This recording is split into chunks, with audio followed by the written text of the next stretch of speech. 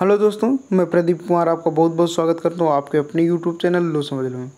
दोस्तों, आज के इस वीडियो में पढ़ने वाले हम आरआरबी, एनटीपीसी और ग्रुप डी में जो लगातार कई वर्षों से क्वेश्चन आपके रेलवे में पूछे जा रहे हैं एनटीपीसी और ग्रुप डी में।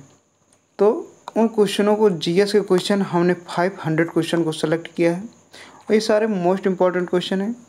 मुझे ये विश्वास है कि इन 500 क्वेश्चन से अलावा कोई भी क्वेश्चन रेलवे में नहीं आता। आपको बस इतना ही तैयार करना है। इसी प्रकार से हमने साइंस के 5000 क्वेश्चन को सेलेक्ट किया है। सारे वो भी मोस्ट इम्पॉर्टेंट क्वेश्चन हैं, उसमें से भी सारे लगातार क्वेश्चन पूछे गए हैं। और सबसे खास बात यह है कि इन क्वेश्चनों को हमने डिटेल के साथ भी बताया है। और ये वीडियो हमारा सारे क्वेश्चन आप तभी देख सकेंगे जब आप हमारे चैनल को सब्सक्राइब कर लेंगे। सब्सक्राइब करने के बाद बेल आइकन को प्रेस कर लेना। इससे क्या होगा कि जितने भी वीडियो हम अपलोड करते हैं उसका नोटिफिकेशन आपको पहले मिल जाएगा और हमारे वीडियो को आसानी से देख पाएंगे। आप विश्वास मानिए कि इससे अलग कोई भी क्वेश्चन आने वाला नहीं है। तो चलिए बारी बारी से हम एक एक क्वेश्चन देख लेते हैं और सारे इम्पॉर्टेंट क्वेश्चन हो तो आप कमेंट बॉक्स में ज़रूर बताना। क्वेश्चन आपका है कि लोकसभा के संदर्भ में सदन के नेता का अर्थ है। ऑप्शन नंबर ए, भारत के राष्ट्रपति। ऑप्शन नंबर बी, सत्तारूढ़ दल या गठबंधन का कोई भी नामित सदस्य। ऑप्शन नंबर सी, विपक्ष नेता। और ऑप्शन नंबर डी, प्रधानमंत्री या प्रधानमंत्री द्वारा नामित मंत्री। तो राइट आंसर हो जाएगा डी, प्रधानमंत्री या प्रधानमंत्री द्वारा नामित कोई भी मंत्री। ये हमने सारा विस्तार के साथ दिया है और आइए इसको भी पढ़ते हैं। संविधान के अनुच्छेद 75 के अनुसार राष्ट्रपति लोकसभा में बहुमत दल का नेता को प्रधानमंत्री पद नियुक्त करता है। किसी भी सदन का नेता उस सदन का सदस्य ही होता है। यदि प्रधानमंत्री लोकसभा का सदस्य नहीं होता तो लोकसभा में सदन का नेता किसी मंत्री को बनाया जाता जो लोकसभा का भी सदस्य हो।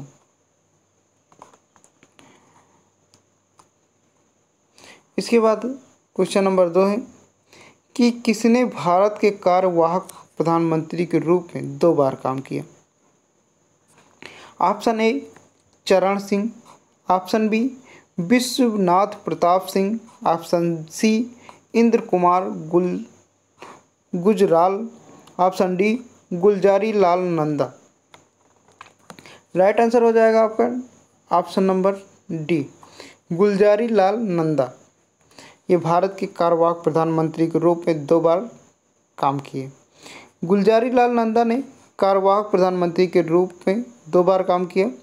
पहली बार 27 मई 1964 से 9 जून 1964 तक एवं दूसरी बार 11 जनवरी 1966 से 24 जनवरी 1966 तक। 2 समय अवधि में भारत के कार्यवाहक प्रधानमंत्री रहे।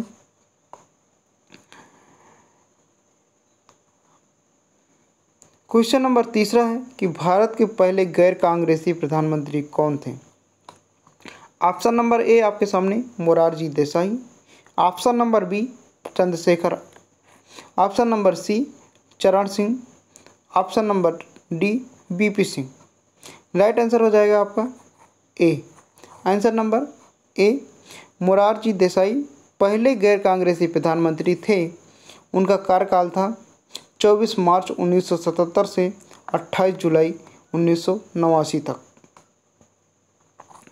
दोस्तों, आप हमारे चैनल पर नए व्यूअर्स हैं, यानी आप हमारे चैनल पर पहली बार आए हैं, यानी आप हमारे चैनल पर इस वीडियो को पहली बार देख रहे हैं। तो अभी भी चैनल आपने सब्सक्राइब नहीं किया होगा क्योंकि पहली बार देख रहे हैं। तो चैनल को रेड कलर में, वीडियो के नीचे रेड कलर में सब्सक्राइब बटन होगा, सब्सक्राइब कर लेना और बेल को प्रेस कर लेना। इससे क्या होगा कि आप हमारे सारे वीडियो देख पाएंगे आसानी से।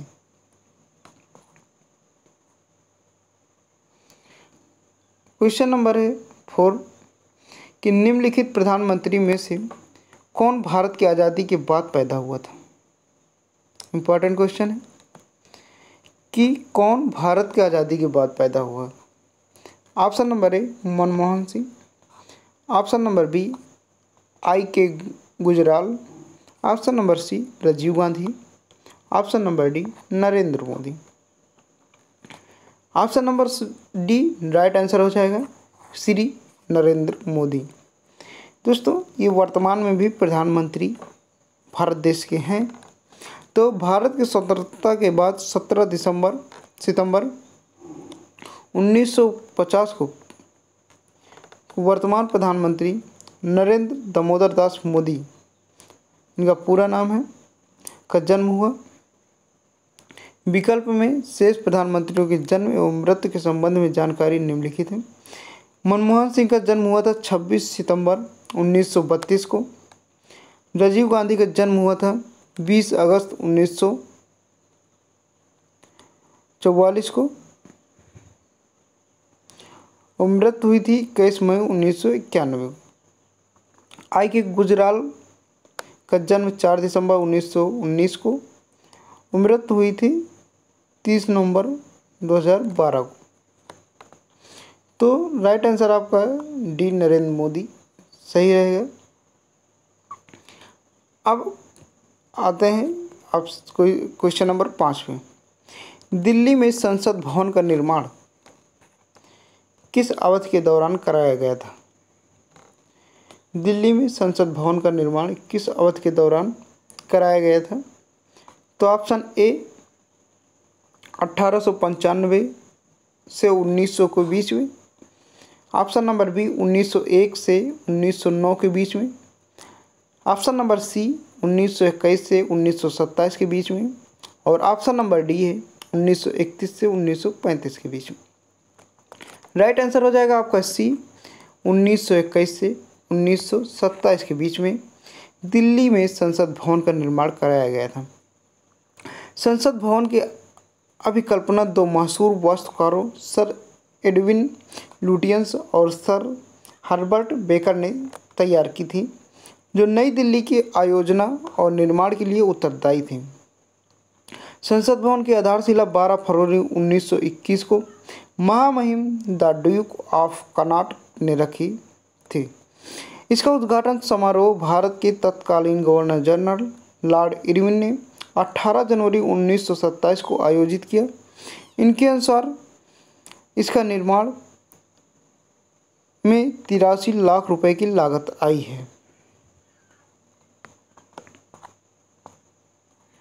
क्वेश्चन नंबर 6 देखते हैं कि राज्यसभा के सदस्यों का चुनाव किनके द्वारा किया जाता है। राज्यसभा के सदस्यों का चुनाव किनके द्वारा किया जाता है। ऑप्शन नंबर ए राज्य की विधानसभाओं के सदस्य द्वारा, ऑप्शन नंबर बी लोकसभा के सदस्यों द्वारा, ऑप्शन नंबर सी भारत की जनता द्वारा, option number D Vidhan Parishad के सदस्यों द्वारा। राइट आंसर हो जाएगा आपका ए अनुच्छेद 80 के तहत राज्यसभा के सदस्य राज्य विधानसभाओं के द्वारा निर्वाचित सदस्यों द्वारा अनुपातिक प्रतिनिधित्व के आधार पर एकल संक्रमणीय मत द्वारा चुने जाते हैं। नेक्स्ट देखते हैं क्वेश्चन नंबर 7। क्वेश्चन नंबर 7 है हमारा, भारत के सर्वोच्च न्यायालय की स्थापना कब हुई, जहां हम सभी को न्याय मिलता है। भारत को सर्वोच्च न्यायालय की स्थापना कब हुई। Option number 1947, option number B 1950, option number C 1951, option number D 1952। Right answer हो जाएगा बी 1950 में। 1950 में श्री नरेंद्र मोदी का जन्म भी हुआ था। भारत में सर्वोच्च न्यायालय 26 जनवरी 1950 को अस्तित्व में आया और भारत के गणतंत्र बनने के 2 दिन पश्चात यानी 28 जनवरी 1950 को इसने कार्य करना आरंभ कर दिया। दोस्तों वीडियो को लाइक ज़रूर करें और अपने दोस्तों के साथ शेयर करना ना भूलें। क्वेश्चन नंबर 8 है, भारत का उच्चतम न्यायालय इस दिन अस्तित्व में आया था। 26 जनवरी 1950 28 जनवरी 1950। ऑप्शन नंबर सी है 15 अगस्त 1949। ऑप्शन नंबर डी 26 जनवरी 1949। राइट आंसर हो जाएगा आपको भारत का ए। राइट आंसर हो जाएगा ए। भारत का उच्चतम न्यायालय 26 जनवरी 1950 को अस्तित्व में आया था, यानी कार्य करना आरंभ कर दिया था।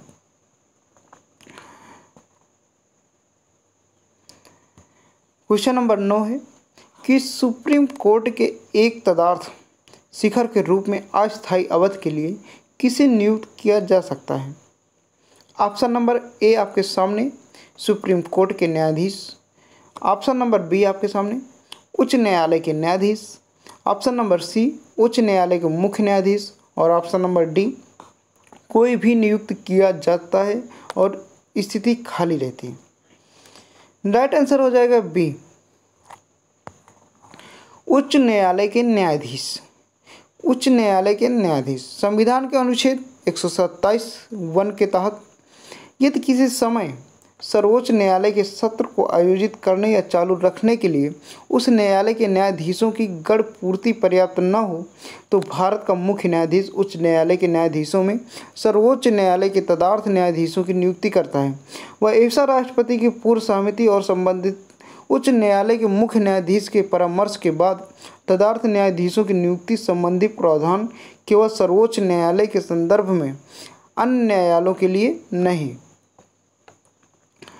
क्वेश्चन नंबर आता है 10 नंबर क्वेश्चन है कि उच्चतम न्यायालय के न्यायाधीशों की सेवानिवृत्ति आयु क्या है।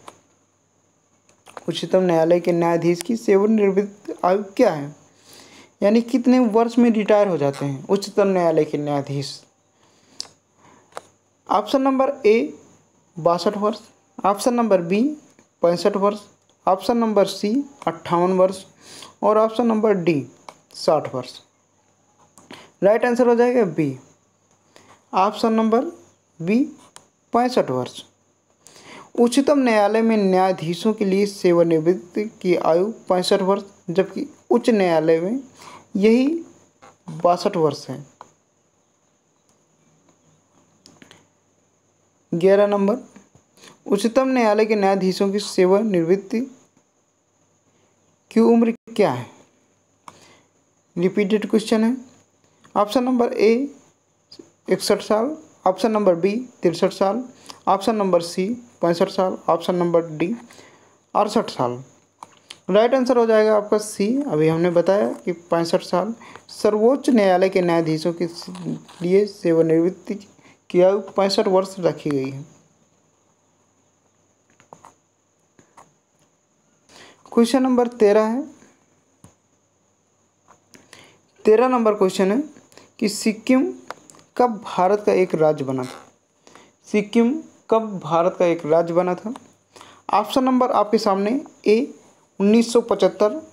Option number B 1973। Option number C 1972। Option number D 1950। दोस्तों राइट आंसर आपका हो जाएगा ए 1975। आपका ए राइट आंसर हो जाएगा। संविधान के 35वें संशोधन 1974 द्वारा सिक्किम को भारतीय संघ में सह राज्य का दर्जा प्रदान किया गया। 36वें संविधान संशोधन 1975 द्वारा सिक्किम को भारतीय संघ में 22वें राज्य के रूप में प्रवेश दिया गया।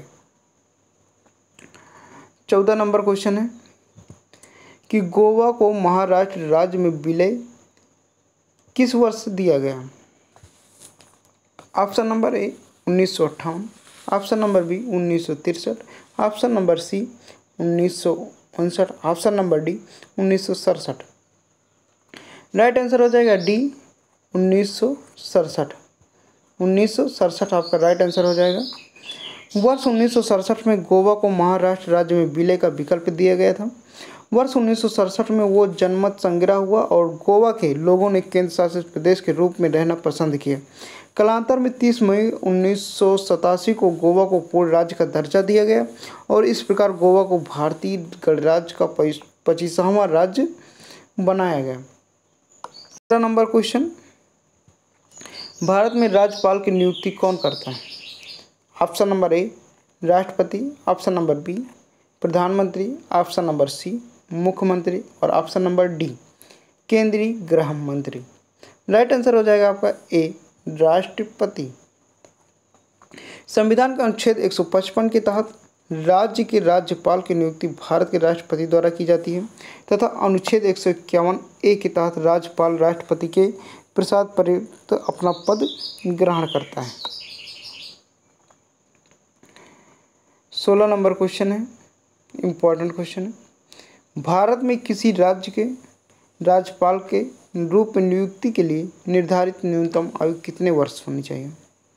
ऑप्शन नंबर ए 30 वर्ष, option number B 35, option number C 40, option number D 25।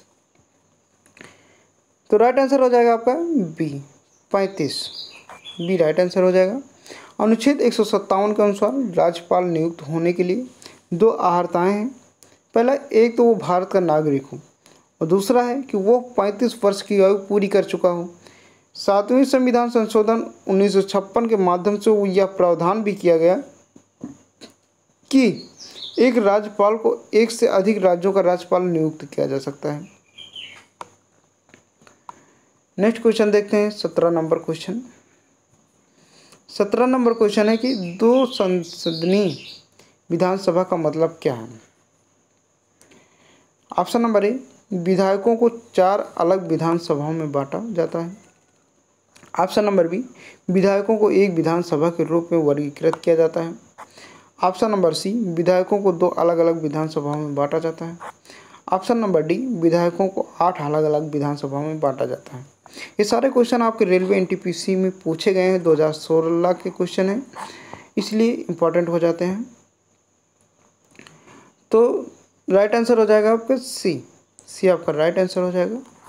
संविधान का अनुच्छेद 168 के तहत राज्य की विधान पालिका एक संसदीय या द्विसदनीय होगी। 2 संसाधनात्मक विधानमंडल की स्थिति में विधान पालिका परिषद उच्च सदन होगा और विधानसभा निम्न सदन होगा।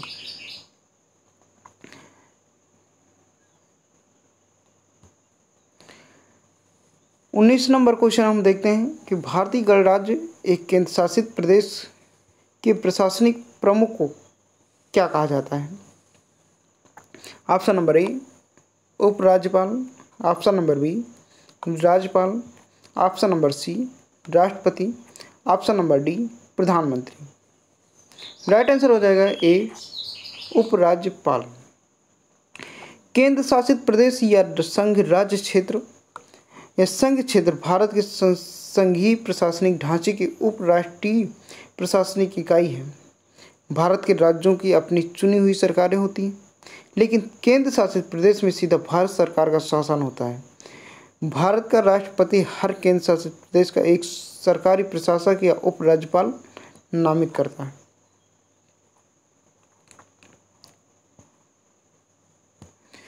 क्वेश्चन नंबर 22 है 20 है। क्वेश्चन नंबर 20, भारत के किसी भी राज्य का मुख्यमंत्री बनने हेतु न्यूनतम आयु अर्हता क्या होनी चाहिए? Option number A 24, option number B 25, 21, option number C 28, option number D 25। Right answer हो जाएगा डी 25।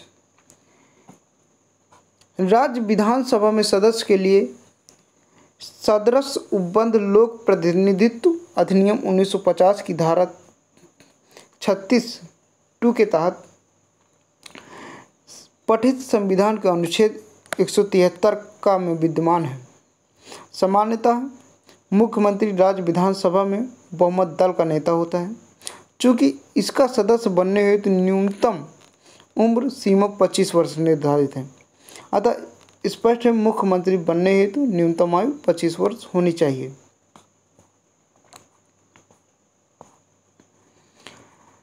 क्वेश्चन नंबर 21 देखते हैं कि निम्नलिखित में से कौन से मुख्यमंत्री सर्वाधिक लंबे कार्यकाल तक मुख्यमंत्री पद पर बने रहे? Option number A Jyoti Basu, option number B Pawan Kumar Chamling, option number C MG. Ramachandran, option number D EK. नार। राइट आंसर हो जाएगा बी, पवन कुमार चामलिंग। ज्योति बसु ने लगातार 23 वर्ष 1977 से 2000 तक पश्चिम बंगाल के मुख्यमंत्री के रूप में कार्य किया। पवन कुमार चामलिंग सर्वाधिक लंबे कार्यकाल तक मुख्यमंत्री पद पर बने रहे। पवन कुमार चामलिंग लगभग दिसंबर 1994 से 24 वर्षों से अधिक सिक्किम के मुख्यमंत्री बने रहे।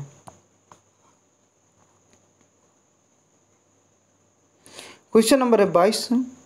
एक भारतीय राज्य की प्रथम महिला मुख्यमंत्री थी। Nandini Satpathy, option A. Option number B, Mayawati. Option number C, Sushma Swaraj. Option number D, Sucheta Kripalani. Right answer हो जाएगा आपका डी, आपका राइट आंसर हो जाएगा। सुचेता कृपलानी भारत के किसी भी राज्य की मुख्यमंत्री बनने वाली पहली महिला थी। वे वर्ष 1963 में उत्तर प्रदेश की मुख्यमंत्री बनी थी।